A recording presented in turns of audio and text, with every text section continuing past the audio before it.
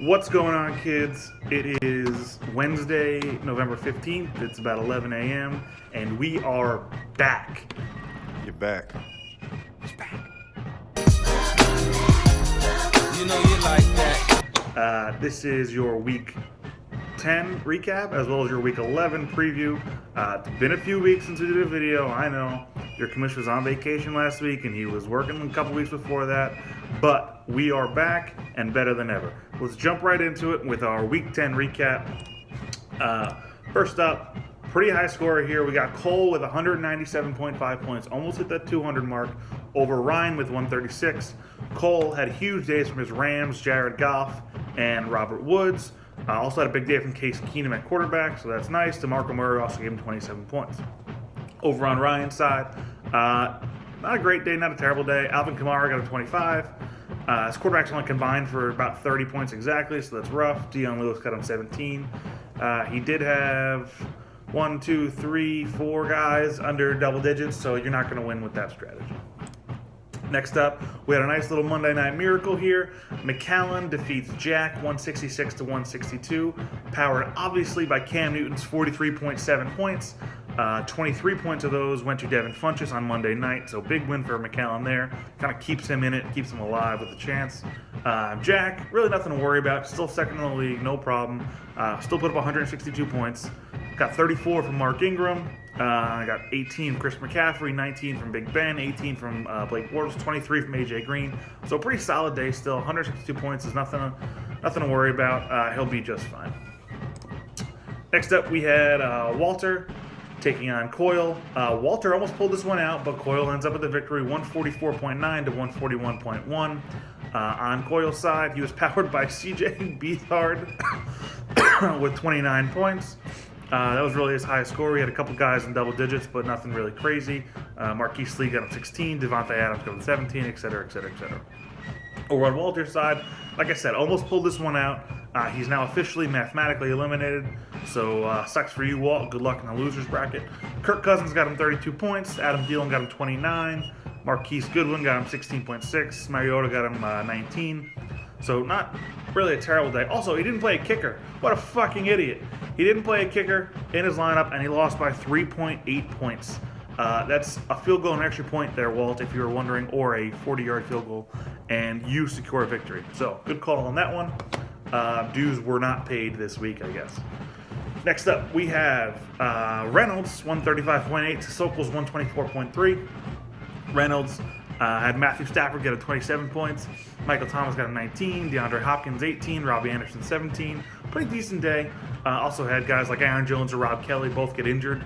So his running backs really didn't give him anything. I think it's like 4.1 points total. So they're both fucked. And Reynolds might be fucked as well if he doesn't have any solid replacements, which it looks like he does not. Over on Sokol's side, decent day from Eli, gave him 20. Russell Wilson got a 21. Tevin Coleman got a 15 because Devontae Freeman got killed with a concussion. Got him 0.3 points. So that's the breaks when you play both those guys together. Really only one can go off. Latavius Murray got him 12. Other than that, nothing really to write home about. Next up, we have a little surprise here. Your commish losing to Patrick, 99.5 to 94.7. Rough game for both of us. Neither one of us broke 100. Pat had Tom Brady get him 29 points. Andy Dalton get him 18.6. Todd Gurley gave him 16.6. Larry Fitz gave him 19. Dolphins defense actually almost blew this one for Pat. He lost 6.5 points from the Dolphins defense. That's pretty terrible. Also, Kobe Fleener at tight end gave him 0 points. On your commission side, really an ugly day. Probably the ugliest I've had in a long time. Darren McFadden lost me 2.2 points, so that's not good. Dak Prescott only got me 13. Cutler only got me 18. Lev Bell got me 13. Everybody else is in single digits. So really an ugly day for your commission. I'm happy it happened now, though, in week 10, as opposed to in 6 weeks when I'm in the championship. Now's a much better time for that to happen. Finally, in our last game, probably our worst game in a long time here in the YOLOFISH, we had Jensen defeating TJ 87.6 to 87. So this one really came down to the wire. TJ's probably still hoping for a stat correction here. On Jensen's side, he only really played one quarterback. Tyrod Taylor got him 2.9 points. Jimmy Garoppolo got him 0 because he didn't play. Duke Johnson got him 12. Demaryius Thomas got him 13. Austin Hooper got him 14. Juju Smith got him 18.2. Those are his only players in double digits. Everybody else is in single digits. So he's going to struggle until he figures out his whole quarterback situation. Over on TJ's side, Drew Brees got him 14. Ryan Fitz got him 12.4. Jimmy Graham got him 17. And the Patriots D got him 15. Everybody else got him single digits. He left in Zeke Elliott, who got him 0 points because he doesn't have any other running backs this week, thanks to buys and things like that. So rough week for these two guys. TJ's still hoping for that stat correction, I'm sure. You have until Saturday, I think ESPN says, to apply stat corrections to past victories. So maybe that'll come through, maybe it won't, we'll see. All right, let's take a look now at our playoff bracket. On the left side, you'll have your commish taking on TJ, the 1-8 game, and Reynolds taking on McAllen, the 5-4 game. Over on the right, you have Jack taking on Sokol, the 2-7, and Jensen in the 6 taking on Cole in the 3 spot. That leaves the losers bracket to be Patrick taking on Walter and Ryan taking on Coyle. Now keep in mind that these seedings are first based on obviously your record, second your head-to-head victories and tie breaks. So let's take a look at that, which in this case it's kind of tough to see here. I'll post the picture onto the page as well, but if you find your name on the left, go right. Every team that you have a 1 and a green 1 at that, you own the tie break. Anybody with a -1, you lose the tie break. Any zeros obviously are pushes. You either haven't played them yet or you split 1-1 with them, whatever. If you do have a tied tie break, all it means is that it goes to points 4, in which case you guys can figure that out for yourselves. All right, let's get to everybody's favorite segment of the week. It is your Week 10 Power Rankings. No change at the top. Your commish number 1, Jack number 2. Obviously, even though we both lost, we're still far and away better than anybody else in the league. A couple changes in the middle of the pack, though. Reynolds moves up to number 3 with his victory. McAllen with his big Monday night victory moves up to number 4. Cole moves up to number 5, up 3 spots. That's pretty impressive. Sokol drops a spot to number 6. Jensen stays right where he's at 7. And TJ with his 0.6 loss just absolutely plummets 5 spots down to the 8 hole. 9, 10, 11, and 12 should be no surprise. It's been the same 4 guys. They keep moving around a little bit. 9 is Patrick, who's still in it, and honestly has a chance to stay alive pretty well. Number 10 is going to be Coyle, who's sold. And 11 is going to be Ryan, who just stinks. His team's terrible. Finally, we have Walter, number 12, mathematically eliminated.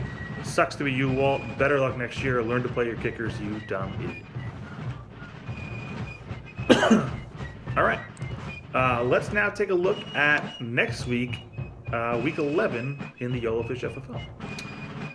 So we'll start off with our biggest spread, obviously. This one's going to be your commissioner taking on the worst team in the league, Walter.